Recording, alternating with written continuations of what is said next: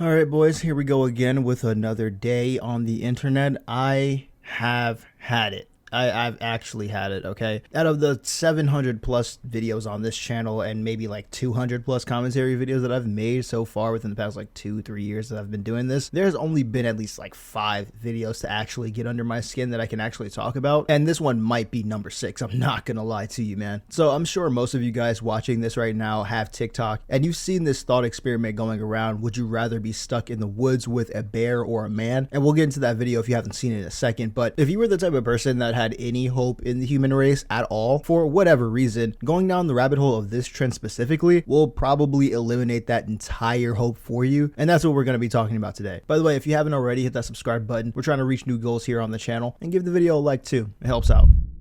Would you rather be stuck in a forest with a man or a bear? Bear. Man is scary. With a bear. What I've heard about bears, they don't always attack you, right? Unless you like fuck with them. So maybe a bear. Depends what man, but probably a bear. Oh, 100% a bear, which is like terrifying to say, but Definitely a bear. Some men are very scary out there. a bear. I would say a man.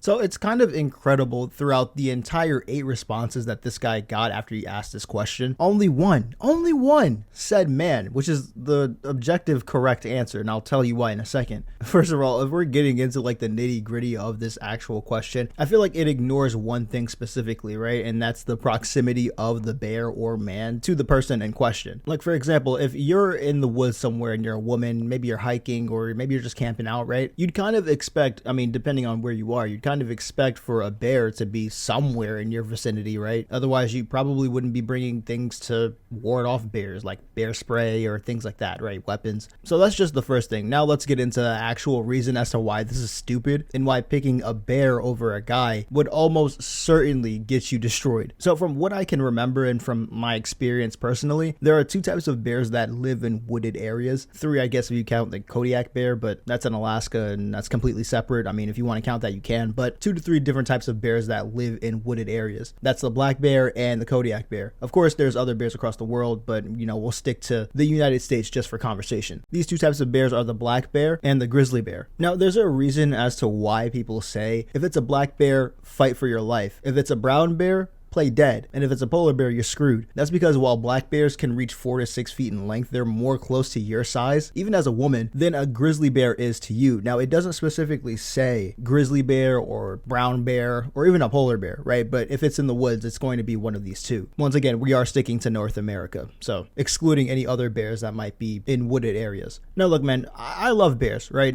Bears are my favorite animal by far, but even I'm not stupid enough to think that I can challenge any type of bear to a fight. Like, I understand like these feminists and these SJWs who don't like men and think that all men are evil, kill all men, that type of stuff. I get it. You know, you say that for the internet, you might actually feel like that, but I wonder how quick your feelings would change if a 9-foot, damn near 700-pound grizzly bear was right in front of you about to attack you, and you had the option between that or a man. This is about as stupid of a debate as the grizzly bear versus the gorilla. By the way, the grizzly bear dominates and I don't even want to hear it, but the gorilla stands more of a chance against that thing than you do. There's of course different behavioral reasons why a grizzly bear would attack you. Maybe you got too close to its cubs and it's a mother bear trying to protect, or in the case of a male, it's probably going to be starving to death. In that case, it's going to eat you. Black bears, I believe, are also known as man eaters, so even then, if you're still fighting for your life, you'd have a little bit more of a chance against a black bear than of obviously a bigger sized bear like a grizzly. And it's interesting too because a lot of people will bring up the movie known as The Revenant. It came out a couple of years ago. It was a pretty good watch, but it starred Leonardo DiCaprio, and if anybody ever saw that one scene where Leonardo's getting attacked by the bear, well, that actually happened though. Like it's not fake, as in the guy that he's playing, Hugh Glass, that guy got absolutely destroyed by that bear, but he survived, and it was all because he got close to the mother bear's cubs. But the thing is like, people don't understand that Hugh Glass was one of the lucky ones that survived a grizzly bear attack. And he was a fur trapper with a gun.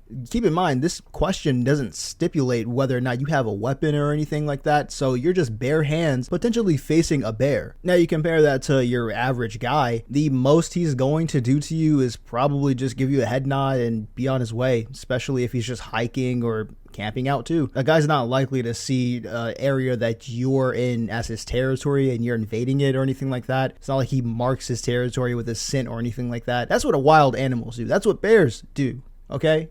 Here's another stupid take that I've seen about this situation on TikTok. Makes absolutely zero sense. There's no way y'all would rather be trapped in the woods with a bear over a man. In March of 2022, 4 men were convicted of gang raping, murdering, and then eating a monitor lizard. They were caught because the trail cams in the wildlife preserve recorded it. Somebody went back and saw those videos and saw this act. Oh, really? You want to play that game? Okay. Bring up a rare situation. Okay, let's do that. In October of that very same year, a black bear attacked and mauled a family that was visiting Dawson Creek in British Columbia. The primary target of the attacks, even though the family survived, had to undergo 6 hours of surgeries, which included surgeries to her arms, head, back, and ears, with her family members suffering arm injuries. Now keep in mind, this was a black bear, and it was happening during a time where it wasn't even supposed to be out. This was classified as an uncharacteristic attack. Don't get me wrong, I'm not in any way defending whatever she's talking about with regards to those guys that gave back shots to an animal, which is absurd, but that's neither happening every day or regularly at all. That's like 0.00001% of the time, if that. Also, keep in mind, with my example, this is a family that was unarmed, that wasn't really expecting to see a bear at Dawson Creek and get attacked. And I say all this to say that you see how pointless it is to bring up one-off situations in order to defend this case? It makes absolutely zero sense. A bear having the desire to unalive a woman is still the worst that it'll do to that woman. And possibly eat her and feed her to its cubs, but mainly that, they will maul you and then leave your body on the ground and walk away, right? There's so many methods to defending yourself from a bear. You make a lot of noise. You make yourself seem bigger. You hit the bear in the nose. There's video of people hitting bears in the nose who clearly had the desire to unalive them, but because they kicked the bear in the nose, the bear left because it was hurt. Now, in both scenarios, the woman is running away.